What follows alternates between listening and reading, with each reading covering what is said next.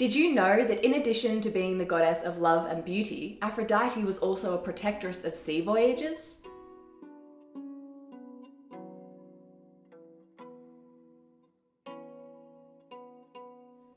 Hello and welcome to World History Encyclopedia. My name is Kelly and today's video is all about the goddess who presided over all aspects of beauty, love and pleasure, and was considered the most beautiful goddess of the Greeks. Today we are exploring the myths and religious rituals of Aphrodite. Don't forget, the easiest way to support us is by giving this video a thumbs up, subscribing to our channel and hitting that bell icon for notifications so you don't miss out on any new uploads. World History Encyclopedia is a non-profit organisation and you can find us on Patreon, a brilliant site where you can support our work and receive exclusive benefits in return.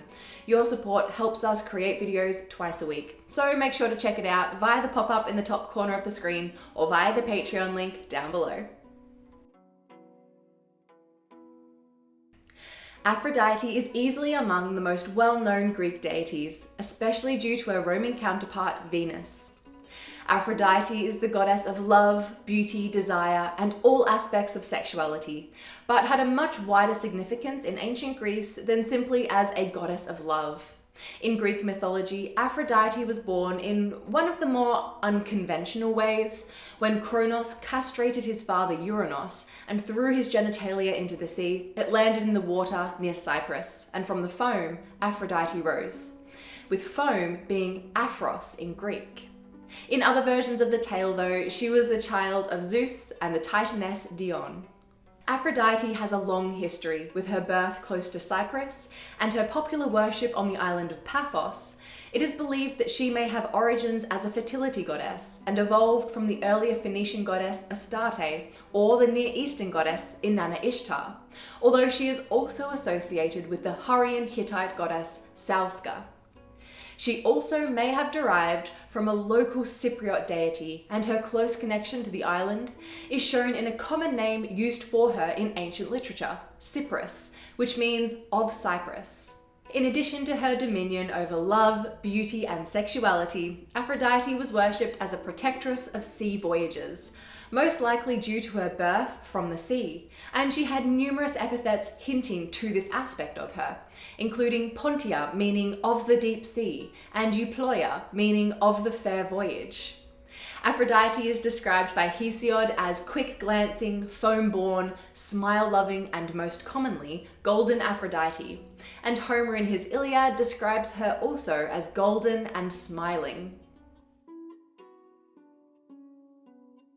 Muse, tell me the deeds of golden Aphrodite, the Cyprian, who arouses sweet desires in gods, tames the tribes of death-bound people, the birds swooping from heaven, and all creatures that land and sea nourish well.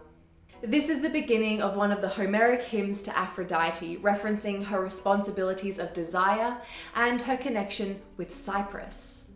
Aphrodite is mentioned in numerous works from the ancient world, from Homer's Iliad and Odyssey to Hesiod's works, and in both the Homeric and Orphic hymns.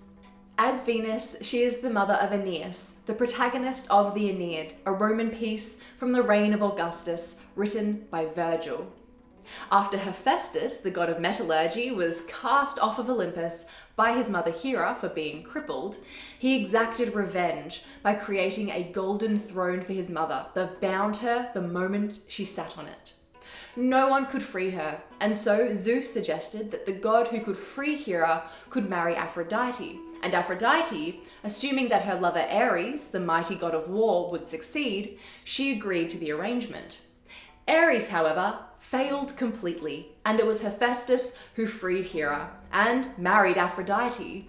This didn't stop the goddess of love from having numerous affairs with Ares, with whom she had sons Deimos, Phobos, Anteros, and Eros, and a daughter Harmonia. Hephaestus did get his revenge on his cheating wife though, by capturing them in bed and showcasting their affair to the whole of Olympus. Aphrodite was also one of the three goddesses who stepped forward to claim the title of the fairest at the marriage of Thetis and Peleus. Paris, the prince of Troy, had to choose between Aphrodite, Athena, and Hera, and all of them tried to bribe him in choosing them. Eventually, Paris chose Aphrodite as the fairest, and in return, he was given Helen, the most beautiful mortal woman, despite already being married to Menelaus, the king of Sparta. And so began the brutal 10-year Trojan War. Aphrodite had many love affairs with gods and mortals alike, including the Olympian gods Hermes, Dionysus, Poseidon, and Zeus, and the mortals Anchises, the father of Aeneas, a Trojan, Phaon, and Phaethon, but none are as well known as her relationship with the beautiful Adonis. Adonis was so beautiful that Aphrodite kept him in a chest away from the other gods, but had the goddess of spring and the queen of the underworld, Persephone, guard him. After taking one glimpse at Adonis, however, she refused to return him to Aphrodite.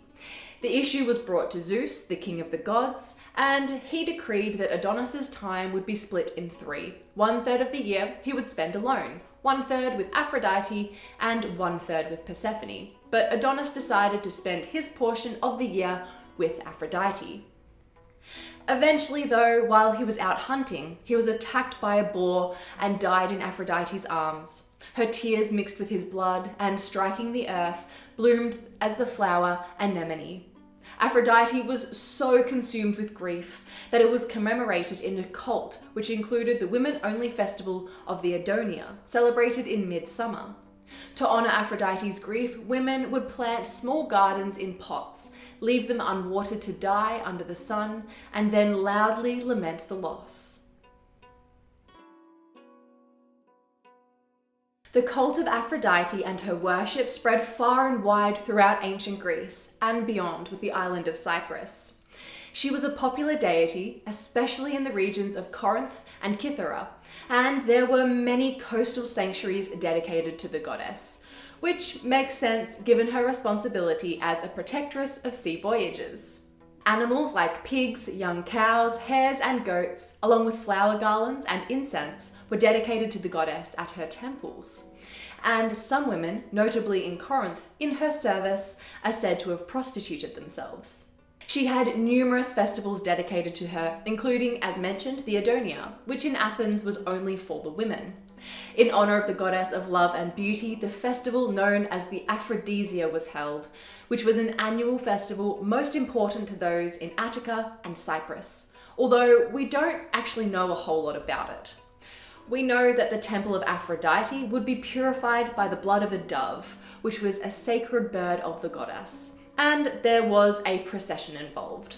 Another of her sacred animals was the goose. Her sacred plants include myrtle and rose, and the goddess in ancient Greek art can often be identified in association with myrtle wreaths, a mirror, an apple, and a dove, swan, or goose. Most often, she is easily recognized as Homer and Hesiod envisioned her, bright, beautiful, golden, and smiling in welcome.